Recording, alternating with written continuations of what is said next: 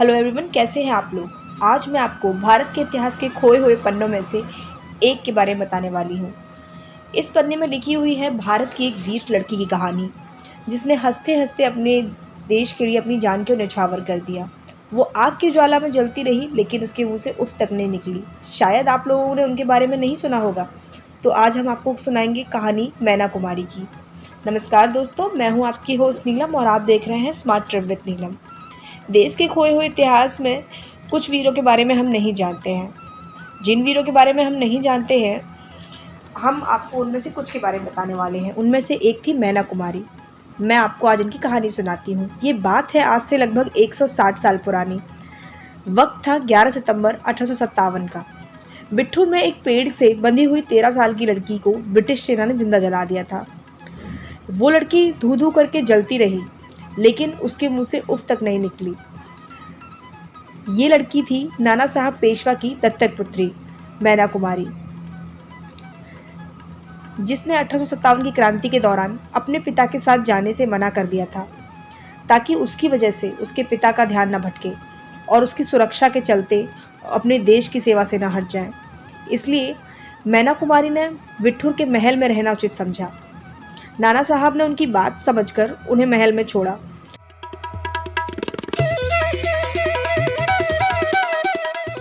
जब ब्रिटिश सेना नाना साहब को ढूंढते हुए उनके महल पर गई, तो नाना साहब वहां से जा चुके थे, लेकिन ब्रिटिश सेना ने उस महल पर हमला कर दिया और चारों ओर से घेर लिया।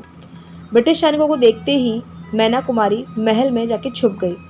थोड़े सिपाही होने की वजह से वो सिपाही अंग्रेज़ों के सामने नहीं टिक पाए और मैना कुमारी महल के किसी कोने में जाकर छिप गई। जब उन्होंने देखा कि अंधेरा हो चुका है और लगभग सारे ब्रिटिश सैनिक दिखाई नहीं दे रहे हैं, तो वो बाहर निकली।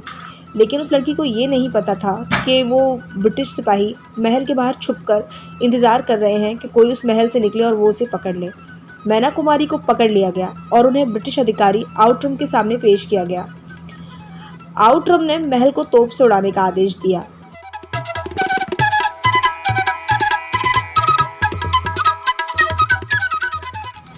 और मैना कुमारी को जब आउट्रम के सामने पेश किया गया, तो उसने मैना कुमारी को बहुत डराया और धमकाया। लेकिन वो एक वीर सिपाही की बेटी थी, वो न डरी और न ही घबराई। आउट्रम ने मैना कुमारी को एक पेड़ से बांधने का आदेश दिया।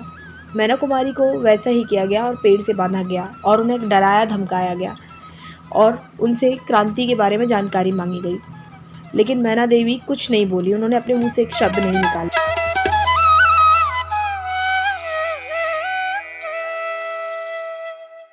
आउट्रम ने जब ये देखा कि एक 13 साल की बच्ची भी उससे नहीं डर रही है और उसे कोई जवाब नहीं मिल रहे हैं, तो गुस्से में आकर झुंझलाकर उसने आदेश दिया कि मैना कुमारी को पेड़ से बांधकर ही आग लगा दी जाए। और उसके सिपाहियों ने ऐसा ही किया।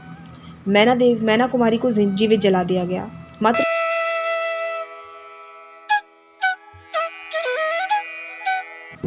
मात्र 13 साल की आयु में मैना कुमारी इस दुनिया को छोड़कर चली गई। उन्होंने अपने देश के लिए और अपने पिता के लिए अपनी जान को हंसते हंसते कुर्बान कर दिया। भारत के ऐसे सपूतों के कारण ही आज हम आज़ाद हैं। तो इस कहानी को दूसरों को बताइए, ताकि लोगों को पता चले कि आज़ादी हमें सिर्फ शांति से नहीं मिली है, उसके लिए बहुत से लोगों ने अपना खून बहाया है। आई होप आपको हमारी वीडियो अच्छी लगी होगी। अगर आपको हमारी वीडियो अच्छी लगी हो तो इसे लाइक करें, शेयर करें, साथ ही साथ अपने कमेंट्स देकर हमें अपनी राय बताएं। और हम आपसे मिलेंगे अगली वीडियो के साथ। तब तक के लिए नमस्कार।